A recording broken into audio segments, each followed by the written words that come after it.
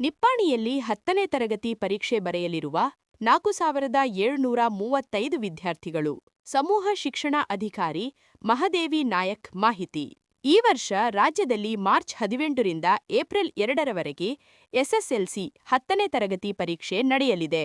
ನಿಪ್ಪಾಣಿ ತಾಲೂಕು ಶಿಕ್ಷಣ ಅಧಿಕಾರಿ ಕಚೇರಿಯಿಂದ ಪರೀಕ್ಷೆಗೆ ಸಿದ್ಧತೆ ಅಂತಿಮ ಹಂತದಲ್ಲಿದೆ.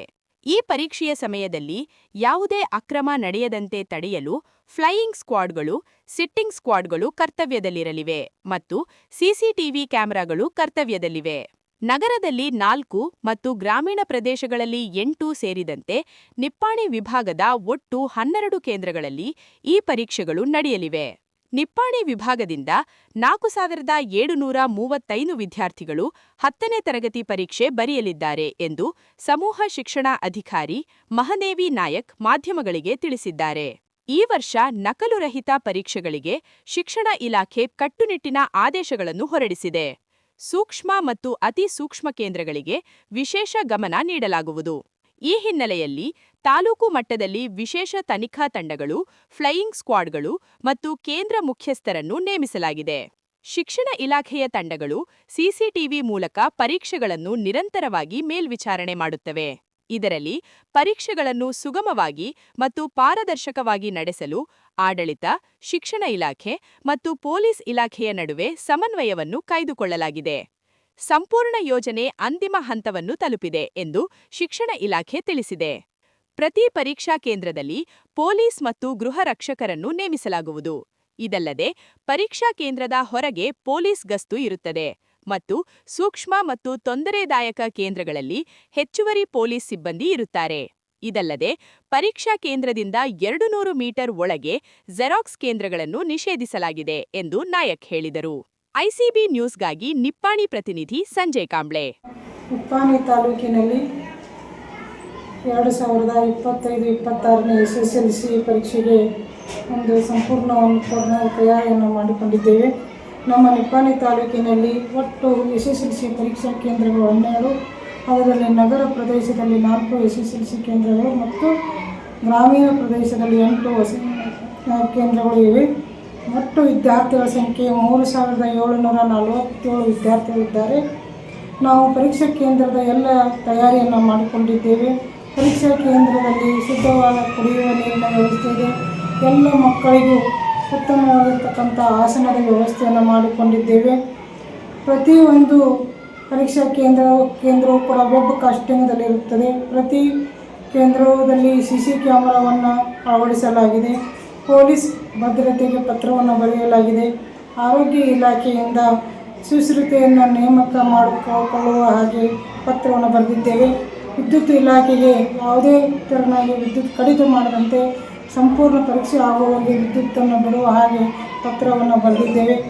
ಮತ್ತು ಹಾಲ್ ಟಿಕೆಟ್, ಈ ವರ್ಷ ಹಾಲ್ ಟಿಕೆಟ್ ತೋರಿಸಿದರೆ ಎಲ್ಲ ಮಕ್ಕಳಿಗೂ ಕೂಡ ತಮ್ಮ ಒಂದು ಊರಿನಿಂದ ಪರೀಕ್ಷಾ ಕೇಂದ್ರಕ್ಕೆ ಬರಲು ಅವರಿಗೆ ಉಚಿತ ಪ್ರಯಾಣದ ವ್ಯವಸ್ಥೆಯನ್ನು ಕೂಡ KSRTC ಸಹಯೋಗದಿಂದ ಮಾಡಿಕೊಳ್ಳಲಾಗಿದೆ. ನಮ್ಮ ಒಂದು ಪರೀಕ್ಷಾ ಕೇಂದ್ರ 12 ಪರೀಕ್ಷಾ ಕೇಂದ್ರಗಳಿಗೆ 12 ಮುಖ್ಯ ಅಧೀಕ್ಷಕರಿರ್ತಾರೆ ಮತ್ತು 4 ಜನ ಉಪಮುಖ್ಯ ಅಧೀಕ್ಷಕರಿರ್ತಾರೆ ಮತ್ತು 12 ಜನ ಕಸ್ಟೋಡಿಯನ್ಗಳ ನೇಮಕ ಆಗಿದೆ. ಒಟ್ಟು 12 ಕೇಂದ್ರಗಳಿಗೆ 200 ಸೂಪರ್ವೈಸರ್ಗಳ ವ್ಯವಸ್ಥೆಯನ್ನು ಮಾಡಿಕೊಳ್ಳಲಾಗಿದೆ.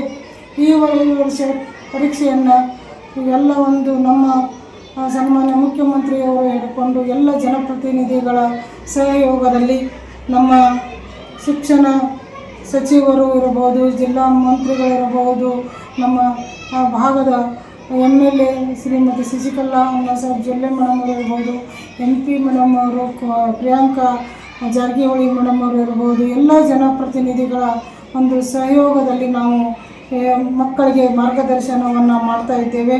ಮಕ್ಕಳಿಗೆ ಈ ವರ್ಷ ಇಲಾಖೆಯಿಂದ ಸಾಕಷ್ಟು ಸೋರ್ಸಸನ್ನು ಕೊಡಮಾಡಿದೆ. ಮಕ್ಕಳಿಗೆ ಎಲ್ಲ ಶಾಲೆಗಳು 100% ಅಚೀವ್ಮೆಂಟ್ ಮಾಡುವ ಹಾಗೆ ಅವರಿಗೆ ಈಗಾಗಲೇ ಇಲಾಖೆಯಿಂದ ಮತ್ತು ಮಾನ್ಯ ಉಪನಿರ್ದೇಶಕರು ಚಿಕ್ಕೋಡಿ ಅವರ ಇಂದ ಮತ್ತು ZPCO ಅವರಿಂದ, ನಮ್ಮ DC ಅವರ ಸಾಹೇಬರಿಂದ 40% ಪ್ಲಸ್ ವಿಷನ್ ಮತ್ತು LBA 29 ಪಾಯಿಂಟ್ಗಳ ಕಾರ್ಯಕ್ರಮ, ಇಲಾಖೆಯಿಂದ ನೀಡಿದ ಮಾದರಿ ಪ್ರಶ್ನೆ ಪತ್ರಿಕೆಗಳ ರೂಢಿ ಮತ್ತು ಬ್ಲೂ ಪ್ರಿಂಟ್ ಪರಿಚಯವನ್ನು ಮಕ್ಕಳಿಗೆ ಈಗಾಗಲೇ ಉಪನಿರ್ದೇಶಕರು ಆಡಳಿತ ಶಾಲಾ ಶಿಕ್ಷಣ ಇಲಾಖೆ ಸೀತಾರಾಮ ಸರ್ ಅವರ ಒಂದು ಮಾರ್ಗದರ್ಶನದಲ್ಲಿ ಓದಿನ ಮನೆ ಪ್ರತಿ ಶಾಲೆಯಲ್ಲಿ ಓದಿನ ಮನೆಯನ್ನು ಪ್ರಾರಂಭಿಸಿ ಅಲ್ಲಿ ಮಕ್ಕಳಿಗೆ ಸಾಯಂಕಾಲದ ಓದಿನ ವ್ಯವಸ್ಥೆಯನ್ನು ಮಾಡಿಕೊಡಲಾಗಿದೆ.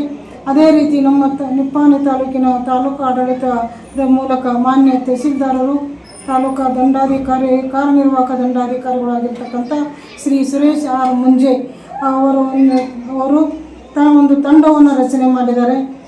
SSLC ಒಂದು ಪರೀಕ್ಷೆಯನ್ನು ಹೆಚ್ಚಳ ಮಾಡಲಿಕ್ಕೆ ಪ್ರತಿ ಒಂದು ಪ್ರೌಢಶಾಲೆ ಮುಖ್ಯ ಶಿಕ್ಷಕರ ಒಂದು ಅಧ್ಯಕ್ಷತೆಯಲ್ಲಿ PDO ಸದಸ್ಯರುಗಳನ್ನು ನೇಮಕ ಮಾಡಿದ್ದಾರೆ. ಆ ಸದಸ್ಯರುಗಳೆಂದರೆ PDO ಅವರು, ಅಂಗನವಾಡಿ ಕಾರ್ಯಕರ್ತೆಯರು, 10ನೇ ತರಗತಿಯ ವರ್ಗ ಶಿಕ್ಷಕರು, ಆರೋಗ್ಯ ಸಿಬ್ಬಂದಿ, ಬೀಟ್ ಪೊಲೀಸ್ ಮತ್ತು CRP ಇವರ ಒಂದು ತಂಡವನ್ನು ರಚನೆ ಮಾಡಿ ಇವರು ದಿನಾಲೂ ಕಡಿಮೆ ಸಾಧನೆ ಮಾಡಿರ್ತಕ್ಕಂಥ ವಿದ್ಯಾರ್ಥಿಗಳಿಗೆ ಮನೆಗೆ ಹೋಗಿ ಪಾಲಕರು ಭೇಟಿ ಮಾಡ್ತಾರೆ. ಅವರಿಗೆ ಮೊಬೈಲ್ ಮತ್ತು TV ಮನೆಯಲ್ಲಿ ಬಳಸದ ಹಾಗೆ ಒಂದು ಜಾಗೃತಿಯನ್ನು ಮೂಡಿಸ್ತಾ ಇದ್ದಾರೆ.